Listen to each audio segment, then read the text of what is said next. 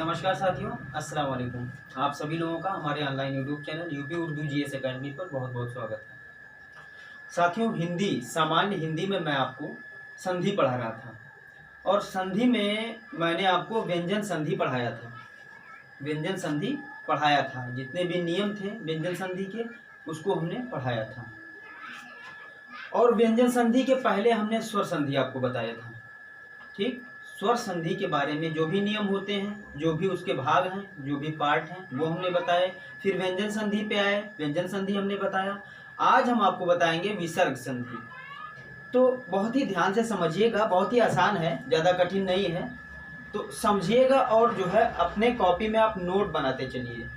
मेरा तो यही कहना है हमेशा आप सभी लोगों से। साथ ही साथ आप लोगों से एक निवेदन ये भी है कि जो भाई बहन नए हों या जिन लोगों ने हमारा जो है चैनल सब्सक्राइब नहीं किया है वो हमारा चैनल सब्सक्राइब कर लें। साथ ही साथ अपने और दोस्तों के पास भी शेयर करें ताकि वो भी जुड़ सकें और अच्छे ढंग से पढ़ सकें।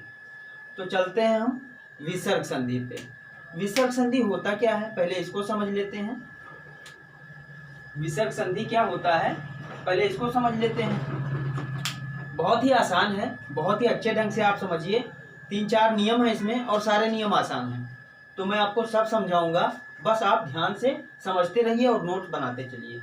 विसर्ग संधि, विसर्ग के साथ, मैं बहुत स्लो इसलिए पढ़ रहा हूं क्योंकि आप समझते चलें, इसलिए विसर्ग के साथ स्वर या व्यंजन, विसर्ग के साथ स्वर या व्यंजन के मेल से, विसर्ग क्या है मैं बता रहा हूं, विसर्ग के साथ स्वर या व्यंजन के मेल से जो विकार उत्पन्न होता है उस विकार को विसर्ग संधि कहते हैं।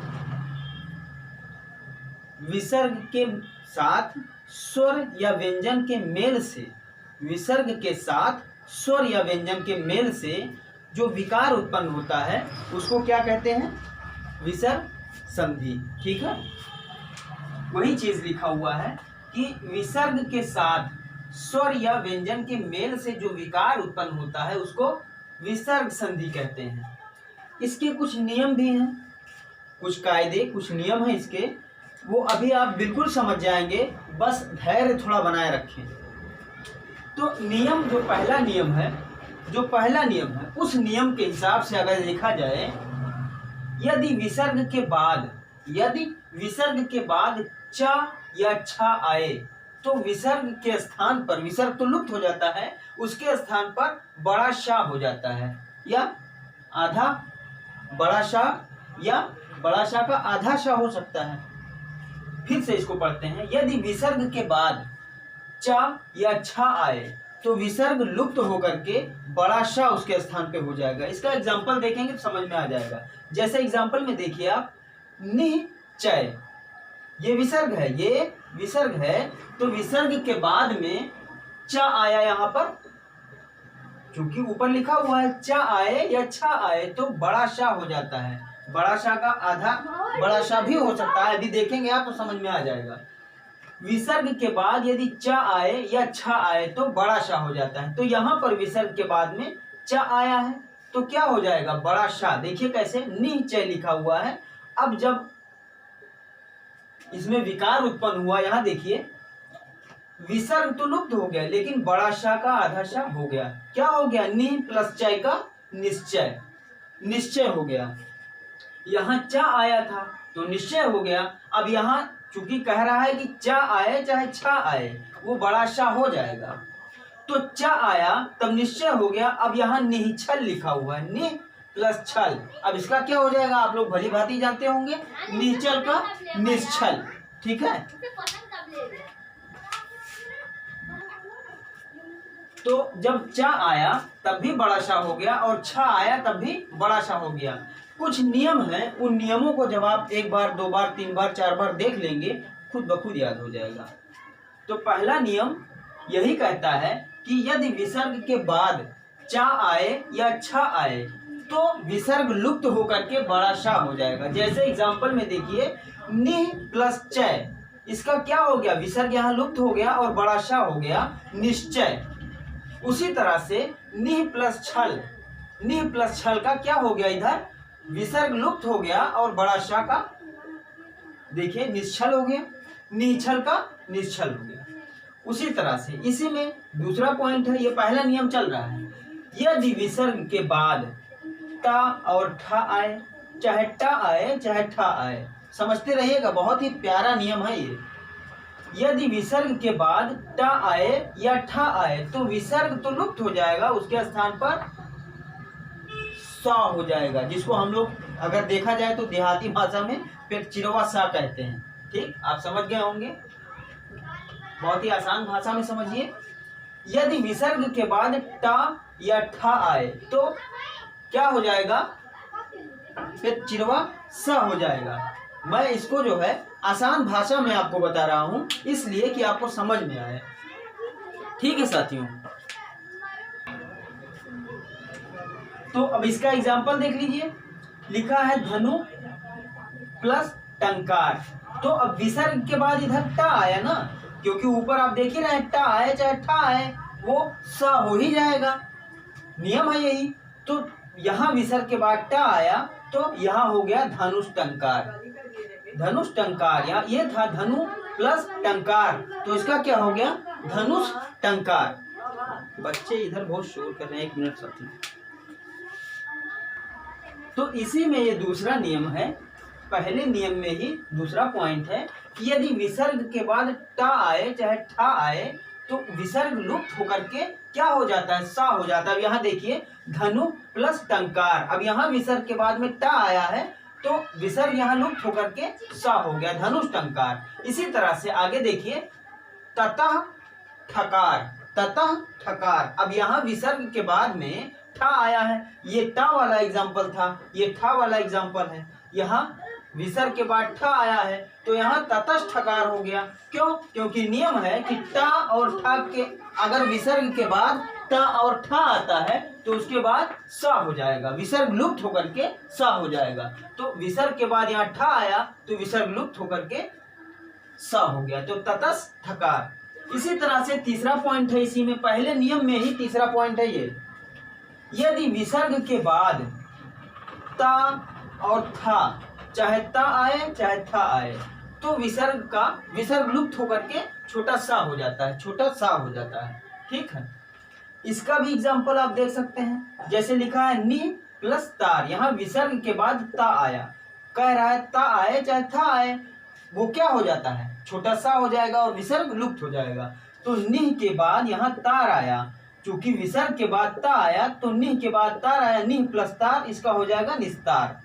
समझ गए होंगे आप। एग्जाम्पल के जब एग्जाम्पल आप करते हैं तो उसको ऊपर के जो है परिभाषा से मेल करा के करते रहिए तो समझ में आता रहेगा। तो निह प्लस तार, इसका मतलब हुआ निस्तार। क्यों? क्योंकि विसर्ग के बाद में ता आया है। अब ये ता वाला एग्जाम्पल था, अब था वाला एक एग्जाम्पल देख लीजिए। अच्छा, था वाला एग्जाम्पल अभी हम दे रहे हैं, ये ता वाला एक एग्जाम्पल और है, नमः धन ते। अब यहाँ विसर्ग के बाद फिर ता आया है तो फिर ये क्या हो जाएगा, नमस्ते। ठीक है, नमस्ते हो जाएगा। इसी तरह से जब आपको एक था वाला एग्जाम्पल हम दे दें, था वाला ये देखिए कि दु धन थकार। अब यहाँ विसर्ग के बाद था आया है तो इसका क्या हो जाएगा, विसर्ग लुप्त हो जाएगा और था किसमें हो जाएगा चेंज, सा में हो जाएगा। देखिए दुष्टकार, तो ये एग्जाम्पल हो गया था वाला। अब मेरे ख्याल से इन तीनों पॉइंटों को आप समझ गए होंगे, इसीलिए मैंने कहा कि तीनों को समझिए और जरूरत अगर आप समझें तो नोट्स भी बनाते चलिए। अब हम दूसरे नियम पे चलते हैं। अभी तक ये पहला नियम चल रहा था 1 2 3, पहले नियम में 3 पॉइंट हमने बताया आपको। विसर्ग के बाद यदि चा या छा आए तो बड़ा चा हो जाता है, विसर्ग लुप्त हो जाता है। वहीं पर यदि विसर्ग के बाद टा या ठा आए तो विसर्ग लुप्त होकर के सा हो जाता है, सा। वहीं पर अगर विसर्ग के बाद ता आए या था आए तो विसर्ग लुप्त होकर के छोटा सा हो जाता है। और तीनों एग्जाम्पल आपने देख लिया। एग्जाम्पल देखने के बाद मुझे उम्मीद है, यकीन है कि आपको समझ में आया होगा। अब हम दूसरे नियम पे चलते हैं, विसर्ग संधि का दूसरा नियम। तो अगर हम देखें विसर्ग संधि का दूसरा नियम क्या है तो एक बार हम इसको पढ़ना चाहेंगे, आपको पढ़ करके सुनाएंगे। देखिए पढ़ करके हम सुनाएंगे। लिखा हुआ है, यदि विसर्ग के पहले, विसर्ग के पहले, विसर्ग के पहले, एग्जाम्पल हम अभी देंगे आप, तो आप अच्छे से समझ जाओगे। यदि विसर्ग के पहले ई या उ आए, विसर्ग के पहले ई या उ आए और बाद में क्या आए, देखिए पहले तो ई या उ आए और विसर्ग के बाद में का, खा, पा, फा में से कोई आए, चाहे का आए, चाहे खा आए, चाहे पा आए, चाहे फा आए। लेकिन ये शर्त है कि विसर्ग के पहले ई या उ होना चाहिए और विसर्ग के बाद में का, खा, पा, फा में से कोई आए। तो क्या हो जाता है, सा हो जाता है, षटकोण वाला सा। देखिए षटकोण वाला सा हो जाता है। इसका एग्जाम्पल आप जब देखेंगे ना तो समझ में बिल्कुल आ जाएगा। एक बार फिर से हम बताना चाहेंगे, यदि विसर्ग के पहले ई आए या उ आए और विसर्ग के बाद में का, खा या पा या फा, इन चारों में से कोई आए, तो षटकोण वाला सा हो जाता है और विसर्ग लुप्त हो जाता है। देखिए एग्जाम्पल, जैसे लिखा हुआ है नि कपट, तो विसर्ग के पहले छोटी ई आई, ये देखिए छोटी ई, विसर्ग के पहले छोटी ई आई और विसर्ग के बाद में क्या आया, का आया। हमने कहा का, खा, पा, फा में से कोई एक वर्ण, तो विसर्ग के पहले ई आया और विसर्ग के बाद में का आया, तो ये षटकोण वाला सा हो गया। देखिए नि प्लस कपट का क्या हो गया, निष्कपट, निष्कपट हो गया। अब इस एग्जाम्पल से आपको समझ में आ गया होगा। दूसरा एक एग्जाम्पल है दु प्लस कर। अब यहाँ विसर्ग से पहले उ आया, ये ई आया चाहे उ आया, यहाँ विसर्ग से पहले उ आया और विसर्ग के बाद में क्या आया, का आया, तो क्या हो गया, ये दुष्कर। ठीक, वही अगला एग्जाम्पल देखिए, नि प्लस कारण। अब विसर्ग के पहले ई आया, विसर्ग के बाद में का आया, तो क्या हो गया, निष्कारण। तो ये था दूसरा नियम, ये दूसरा नियम था। तो मुझे उम्मीद है कि ये दोनों नियम आप समझ गए होंगे साथियों। इसके बाद हम तीसरे नियम पे चलते हैं।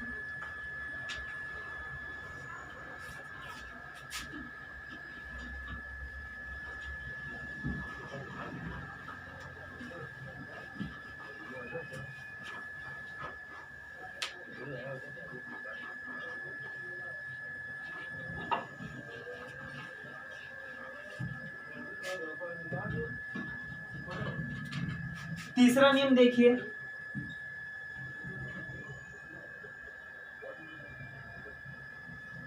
तीसरा नियम है, ये कह रहा है कि यदि विसर्ग के पहले आ, क्या, आ तथा, समझते चलिए, विसर्ग के बाद, विसर्ग के बाद का या खा या पा या फा में से कोई हो, कोई हो। यहां क्या था दूसरे नियम में, यदि विसर्ग के पहले ई या उ हो, और तीसरे नियम में क्या है, यदि विसर्ग के पहले आ हो और बाद में का, खा, पा, फा में से कोई हो। वहीं पर दूसरा था विसर्ग के पहले ई या उ हो और बाद में का, खा, पा, फा में से कोई हो। तीसरे नियम में विसर्ग के पहले आ हो और बाद में का, खा, पा, फा में से, का, खा, पा, फा में से कोई हो। ठीक है, समझ गए होंगे आप। तो दूसरा मार्कर ले लें।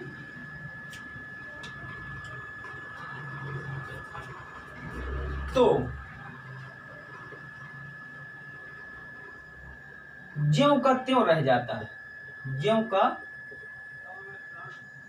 त्यों रह जाता है। ये सब नियम है और ये नियम जानेंगे तो पेपर में कहाँ से उठाता है, कौन से नियम से पूछता है, जब आप 4 बार इस क्लास को देखेंगे, 4 बार 5 बार, आपको खुद ब खुद याद हो जाएगा।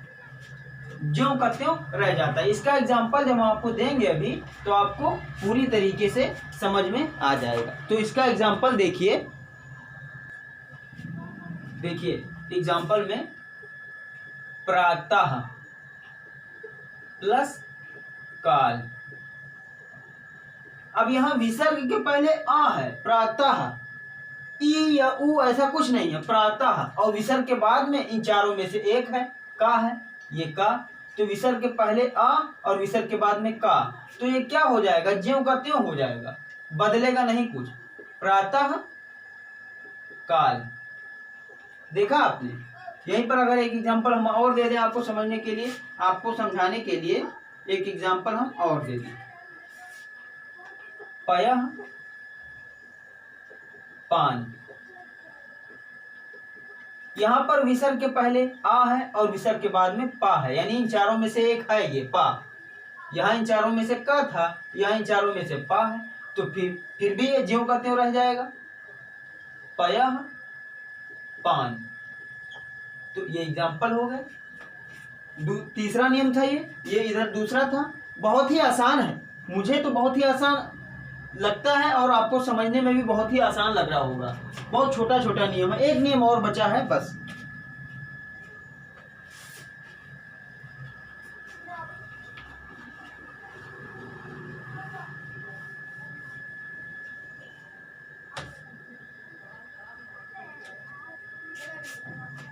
तो यहां पर अब हम चौथे नियम की तरफ बढ़ेंगे। चौथे नियम की तरफ बढ़ेंगे, नियम 4। नियम 4 ये क्या कह रहा है? नियम 4 कह रहा है कि यदि विसर्ग के पहले ई या ऊ हो और बाद में विसर्ग के बाद में रा आए तो क्या हो जाता है, ई का बड़ी ई हो जाएगा और ऊ का बड़ा ऊ हो जाएगा। ये चौथा नियम है। देखिए इसका एग्जांपल जब देंगे ना तुरंत समझ में आएगा। कह रहा है कि यदि विसर्ग के पहले ई या ऊ हो और विसर्ग के बाद में रा आए।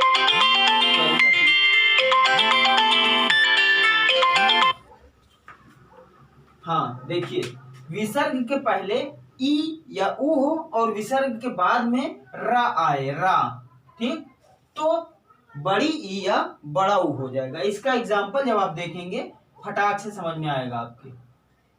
इसका जब एग्जाम्पल आप देखेंगे तो तुरंत समझ में आएगा।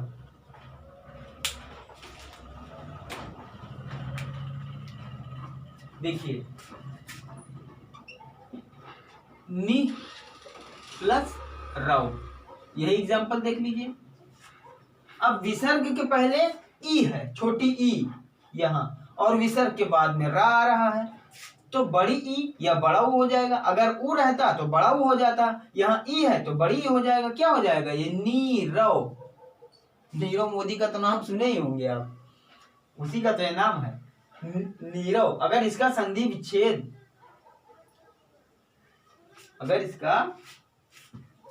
विच्छेद करने के लिए आए तो ऐसे ही तो करेंगे, नी प्लस रव।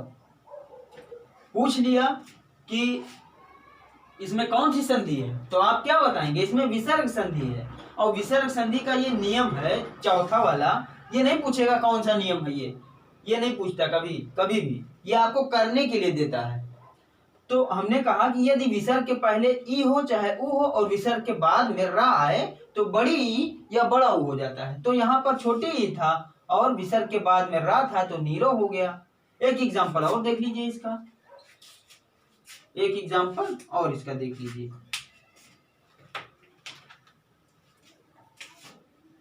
देखिए, नि रस। अब विसर्ग के पहले ई है और विसर्ग के बाद में रा है तो नीरस हो गया, नीरस, ठीक, नीरस हो गया। तो एग्जाम्पल से आप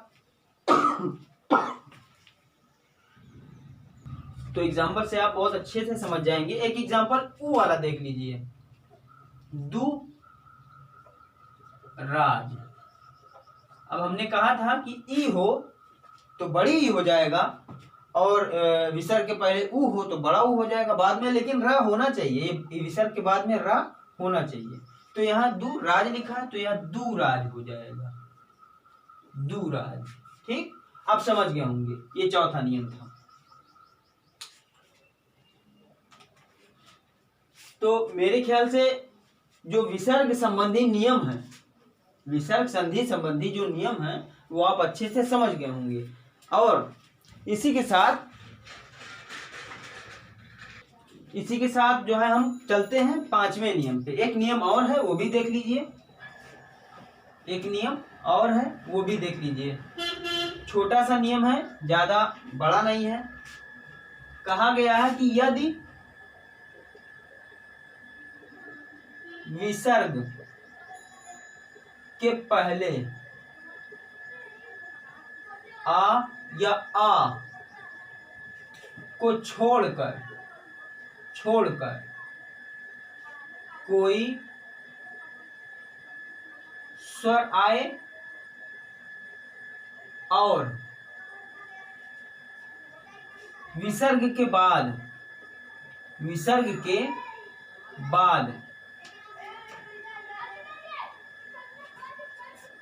किसी वर्ग का तीसरा, चौथा या पांचवा वर्ण आए। तो समझ रहे हैं, विसर्ग के पहले छोटा आ और बड़ा आ को छोड़कर कोई भी स्वर आए और विसर्ग के बाद में किसी भी वर्ग का तीसरा या चौथा या पांचवा वर्ण आता है अगर, तो क्या हो जाएगा?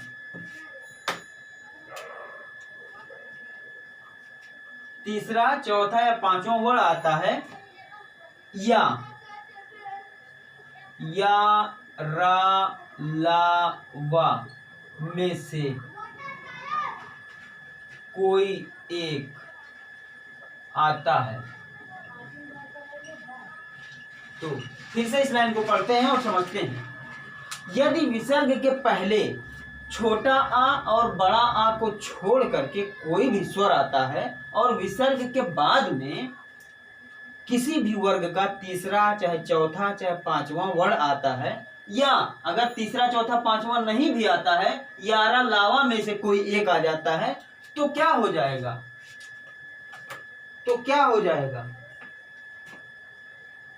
तो विसर्ग तो लुप्त हो जाता है। आप सभी लोग जानते हैं विसर्ग लुप्त हो जाता है और उन विसर्ग के स्थान पर रा हो जाएगा, इसका एग्जाम्पल देखिएगा, अभी एग्जाम्पल देखिएगा, नीचे हम देंगे।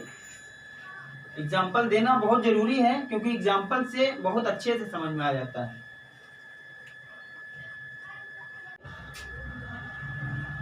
दु प्लस गंध। अब यहां देखिए, समझाने वाली बात है कि विसर्ग के पहले छोटा आ और बड़ा में से कोई नहीं है।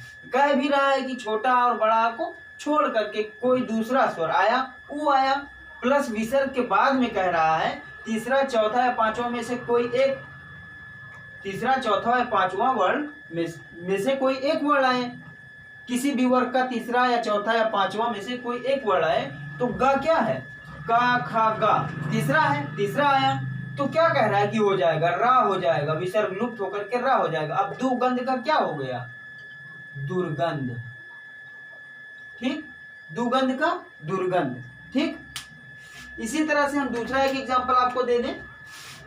जैसे लिखा है नि प्लस गुण,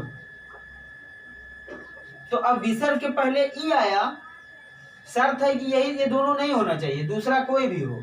तो विसर्ग के पहले ई आया और विसर्ग के बाद में तीसरा वर्ण आया, तो क्या हो गया? ये रा हो जाएगा, विसर्ग लुप्त हो जाएगा, निर्गुण हो गया।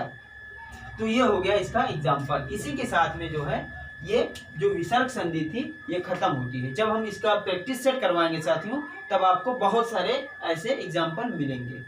तो पूरा क्लास देखने के लिए बहुत बहुत धन्यवाद, बहुत बहुत शुक्रिया। आप सभी लोग पूरा क्लास देखा करें, प्लस क्लास देखने के साथ साथ आप नोट्स भी तैयार किया करें। और हमारे चैनल को सब्सक्राइब जिन्होंने नहीं किया है सब्सक्राइब कर लें, बाकी अपने साथियों में शेयर भी करें। ठीक है साथियों, बहुत बहुत धन्यवाद, बहुत बहुत शुक्रिया।